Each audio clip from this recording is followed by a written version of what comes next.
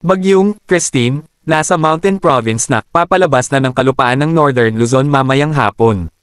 Severe Tropical Storm Christine F. As of 12 p.m., October 24, 2024, Thursday. Nakataas ang Tropical Cyclone Wind Signal Number 3, 89. Mountain Province, Ifugao, Benguet, Northern portions of Nueva Vizcaya, Southern portion of Ilocos Sur, La Union, Pangasinan. Tropical Cyclone Wind Signal Number 2, 62 hanggang 88 km per hour winds expected. Cagayan including Babuyan Islands, Isabela, Quirino, rest of Nueva Vizcaya, Apayao, Kalinga, Abra, Ilocos Norte, rest of Ilocos Sur, Nueva Ecija, Aurora, Bulacan, Tarlac, Pampanga, Zambales, Bataan, Metro Manila, Rizal, Cavite, western portion of Batangas, northern portion of Laguna, Lubang Island. Tropical Cyclone Wind Signal Number 1, 39 hanggang 61 km per hour winds expected.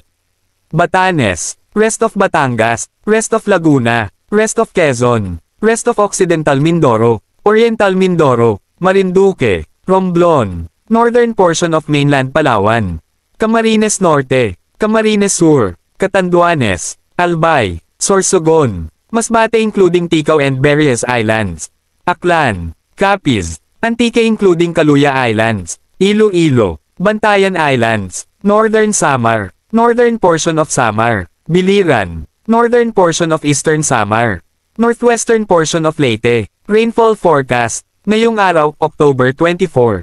Intense to torrential rains, Pangasinan, Zambales, La Union, Occidental Mindoro. Heavy to intense rains, Cagayan Valley, Cordillera Administrative Region, rest of Ilocos Region, Tarlac, Pampanga, Bataan, Cavite, Batangas, Calamian Islands.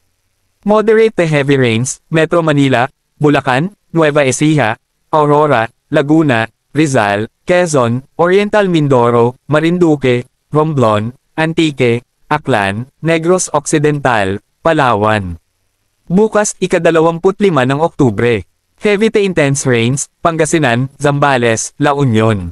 Moderate to heavy rains, rest of Ilocos Region, Cordillera Administrative Region, Bataan. Bukod pa dito, asahan ang maulap hanggang sa maulan na kalangitan sa buong Luzon at malaking bahagi ng Visayas ngayong araw dulot ng malawak na rain bands o call upon ng Bagyong Christine.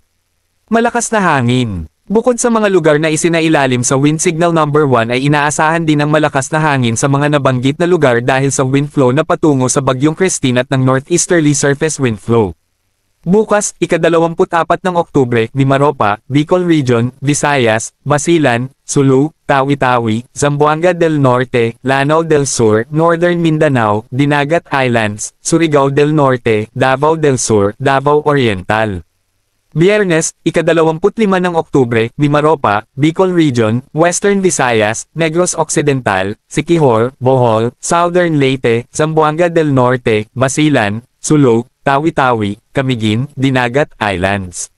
Sabado, ika-26 ng Oktubre, Mimaropa, Bicol Region, Western Visayas, Negros Occidental, Siquijor, Zamboanga del Norte, Camiguin, Dinagat Islands, Siargao and Bucas Grande Group. Storm surge ODALUYONG. Minimal to moderate risk katumbas Ilocos Norte, Ilocos Sur, La Union, Pangasinan, Cagayan, Isabela, Zambales, Aurora, Zambales. Gale warning. Nakataas ang gale warning sa buong Luzon at western at central seaboards ng Visayas.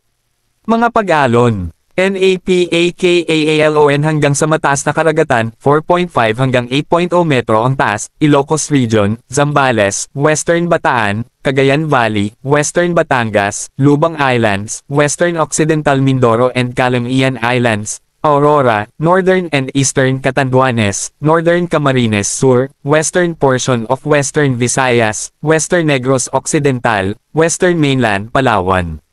Maalon na karagatan 3.0 hanggang 4.0 metro ang taas west of Luzon and Visayas, Dinagat Islands, Camiguin, Zamboanga del Norte, Northern and Western Surigao del Norte. Katamtaman na karagatan, 2.5 metro ang taas, nalalabing bahagi ng Mindanao. Lakas ni Bagyong Christine at paggalaw nito. Inaasahang aalis na sa kalupaan ng Northern Luzon ang Bagyong Christine at mapunta ito sa katubigan kanluran ng Ilocos Region ngayong hapon. Inaasahan itong gagalaw sa direksyon na west-northwestward sa West Philippine Sea at lalabas ng Philippine Area of Responsibility, or, bukas ng hapon. Posibleng bahagyang hihina ang bagyong Christine habang tinatahak nito ang Northern Luzon dahil sa land interaction at hindi inalis ang posibilidad na maging tropical storm ito. Inaasahan itong muling lalakas kapag nasa West Philippine Sea na ang bagyo. Pinapayuhan ng lahat ng mga residente sa mga lugar na maaapektuhan na maghanda, mag-ingat sa posibleng nga pagbaha at pagguho ng lupa, samantala.